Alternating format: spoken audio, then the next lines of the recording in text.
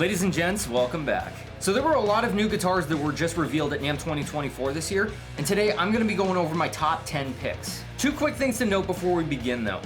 One, this is just my personal opinion, and two, NAMM 2024 is still going on at the time of filming this video, so if I missed anything, let me know in the comment section below. That being said, let's get into it. But first, I want to give a quick shout out to my sponsor, GTHIC. GTHIC is a jewelry and apparel company that specializes in high quality stainless steel rings, bracelets, and other accessories. As you can see here, they cover a very wide variety of themes here, including Celtic, Ancient Egyptian,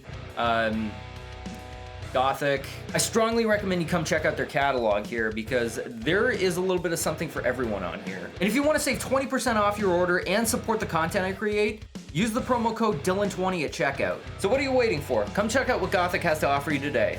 Okay, let's kick this list off, shall we? For number 10, we have the Ibanez GRGR330EX. Wait, is that the model name or the serial number? So Ibanez has always been the AK-47 of metal guitars.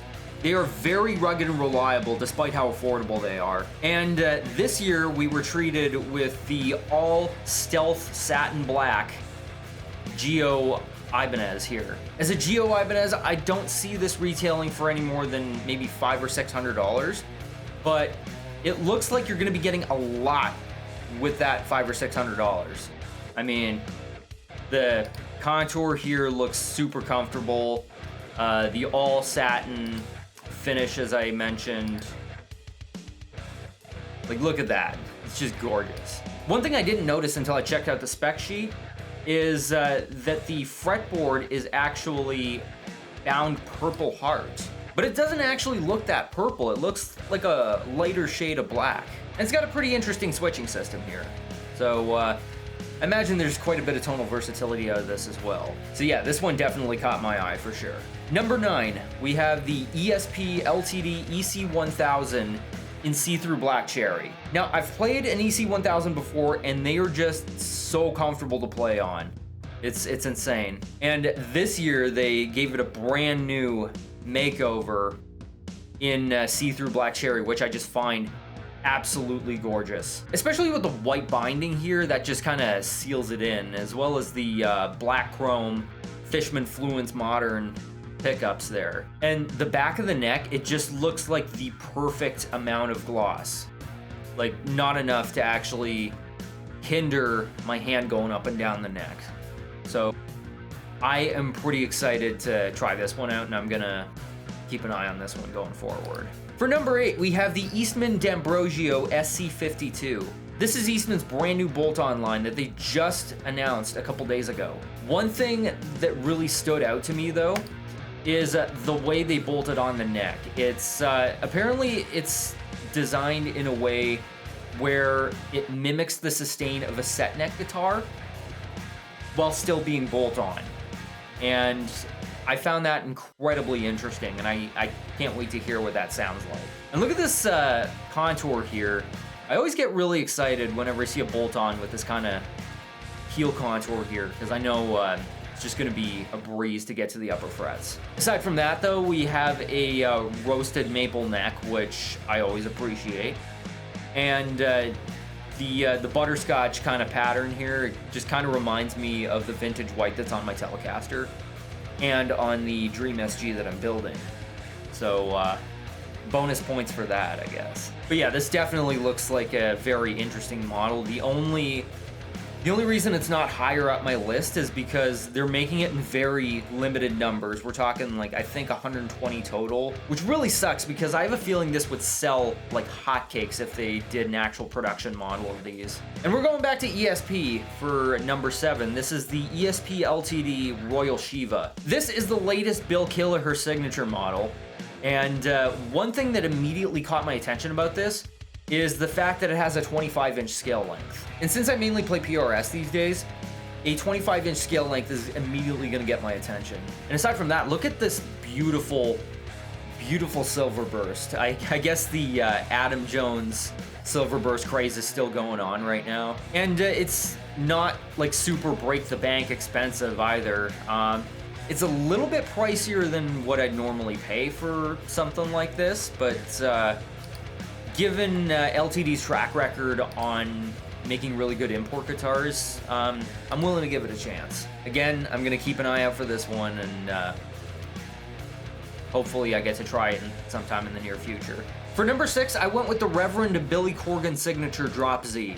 This looks like so much fun to play on, honestly. Now, I've been strongly considering getting a baritone for a little while now, and I feel like this one would fit that role perfectly. One of the interesting features on this is the oddly specific 26¼ scale length, which I find would actually be surprisingly comfortable, considering with 25½, whenever I try to tune to a baritone, the strings feel a little too slinky, and with 26½, they just feel like a tiny bit too stiff.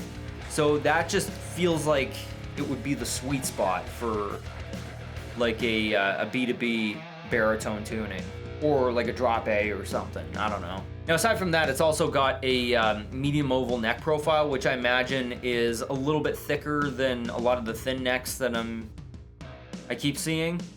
And it's also got a bass contour knob, which apparently lets you adjust the voicing of the pickup. So that sounds really cool. And look at this.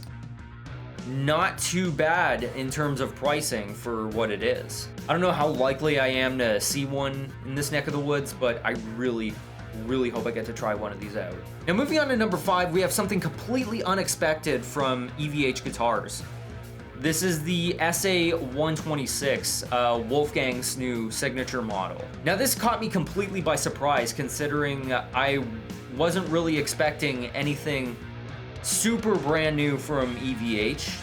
Normally they just stick with the old like Frankenstrat and Wolfgang design. But this one actually looks really interesting. And despite it being a hollow body, this can actually take quite a bit of gain and overdrive. Like I listened to the demo that Wolfgang did in this video, and it held up surprisingly well. I wasn't expecting it to handle gain so well. But then again, it's EVH. They're very well known for high gain stuff, so I figured they'd find a way. Now, one thing I really appreciate about this semi-hollow is that the control cavity is at the back like a standard solid body, so it's not a pain to take the electronics out like it is with a lot of hollow bodies. This one's coming out May 2024, so mark your calendars. Now, number 4 is a bass, but f it, it's my list, so I'm putting it on here. The StingRay Short Scale by Sterling by Music Man has just gotten a new roasted maple version, and I got so excited hearing this that I just had to put it on this list. The Sterling StingRay is my go-to bass. And I remember trying the short scale a little while ago, and it was just the most comfortable bass I've ever played on. And when I heard they were getting a roasted maple neck, that just makes me all the more excited and tempted to pull the trigger on one. Anything roasted maple really is really worth considering for me, because where I live, the weather changes very rapidly throughout the year. So it helps to have that extra protection against the neck kind of warping and whatnot. It's also got a very nice natural wood feel that you just can't get with a lot of other woods. Now, I wish they had just a few more colors available to choose from, but that Toluca Lake Blue looks really nice, so I'll let it slide. But yeah, this was definitely a nice surprise. And for number 3, we have another pleasant surprise. This is the Ernie Ball Music Man Rabea Massaad Signature Sabre. And this just looks so gorgeous. Ernie Ball doesn't have the official spec sheet out for this yet, but I saw the video where Rabea Massaad was talking about it and demoing it. And some features really caught my eye. The first is that it's got a lot of tonal options, apparently, with a 5-way switch and a push-push coil tap. So I can't wait to hear the range of tones this thing's got. And another feature that really caught my eye is the compound neck profile. Apparently, higher up the neck, there's a thicker profile for strumming and rhythm and whatnot, which I really prefer the thicker necks for that. But further down the neck, it's thinner, so it's a little easier to play solos on, apparently. This just has me so curious as to what that would feel like. This is going to be dropping in spring of 2024, and it is not going to come cheap considering it's an Ernie Ball, but I would love to try one nonetheless. And for number 2, we have a really interesting one here. This is the EVH Wolfgang Special in Silverburst with an ebony fretboard. They so jumped on the Adam Jones Silverburst bandwagon here. I mean, look at this. You've got that Silverburst, you got the ebony fretboard, you've got, well, it's got a Floyd Rose bridge, but if you look closely, it's got a D-tuna, which lets you drop down a drop D. This is an EVH for Tool fans. We could argue about this, but you would lose. But I absolutely love it. I've always had a bit of a soft spot for the EVH Wolfgang. I've tried a few over the years, and it is one of the most comfortable models I've ever played on. The neck is super comfortable. The contour, despite its unusual shape, is very comfortable. And despite it being a 25.5, it doesn't feel like a 25.5. It feels shorter somehow, which I really like. So yeah, I'm definitely keeping an eye out for this one. This is probably the Wolfgang that I have never realized that I've always wanted. Now, before we move on to my number 1 pick, I want to go over a couple of honorable mentions. First off, the Yamaha Pacifica Standard Plus. This is part of Yamaha's brand new Made in Japan line, geared more towards the professional player. Because for the longest time, Yamaha guitars, especially the Pacifica, were synonymous with being a very solid and reliable beginner guitar. And it's really nice to see that it's kind of grown up in a way. Another honorable mention, we have the EC201FT by ESP Ltd. This would be perfect for like thrash and punk. Like, it's got a very bare bones design, but for a model like this, it really works. It's just one pickup, a straight through bridge, and one volume knob. And for a lot of people, that's all you really need. I imagine this would be fun to play on, so I felt that it was worth mentioning. Another honorable mention is Ibanez's new AU ukulele series. Now, I'm not really a ukulele guy, but I thought this would be worth mentioning because for as far as ukuleles go, this actually looks pretty interesting. And my last honorable mention is not necessarily a guitar, but a new custom option for Balaguer Select Custom Builder. They have just unveiled the new Serif body for their custom builder, and it just looks so sick. I mean, I've always got a soft spot for telly shapes like this, especially an offset telly shape, and this just looks like an unapologetically metal kind of guitar shape. I decided to like make a custom build on there just to kind of play around with it and see what it would look like. So here you go. And now for my number 1 pick. It would be this. The Ibanez AAM70CE. Now, if you've been following my channel for a while now, you might be a little surprised by this, but let me explain. I have been strongly considering getting another acoustic for the longest time now. I mean, I love my Fender FR50, but I'm kind of running into a few limitations with it. And it just has its own sound in general. Like, I can't make it sound like a traditional acoustic. It's its own thing. So my jaw hit the floor when I finally saw that Ibanez announced this model.